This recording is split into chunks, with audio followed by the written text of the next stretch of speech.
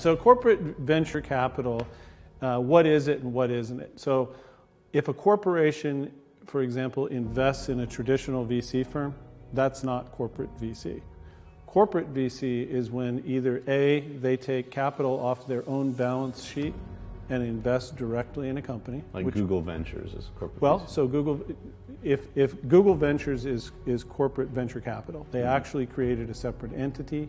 That entity has an investment thesis, and they make investments like a VC fund, but its limited partner is, Google Ventures or Intel Capital.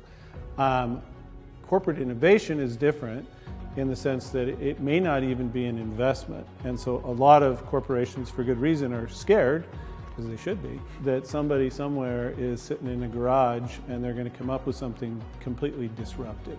And so a way for them to kind of, keep a finger on the pulse, you could even call it corporate espionage. Yeah. They will, for example, sponsor corporate innovation challenges, which is great. And so, entrepreneurs who might need access to, for example, the distribution.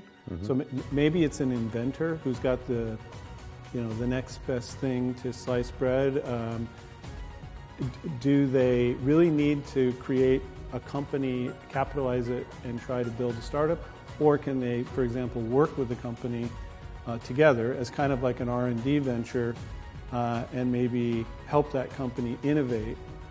So those sorts of things can be pretty interesting. So corporate innovation, sometimes they'll just sponsor, an accelerator. So down in Australia, Telstra, which is the big telco, they sponsor an accelerator, and they basically just create this co-working space and put their imprimatur on it, and it's an accelerator sponsored by the corporation. And in a way, it's good for the community, but is it really strategic? I don't know. And then some of the other companies, like when I was down in Australia, the big banks down there, they all have their corporate venture capital deal.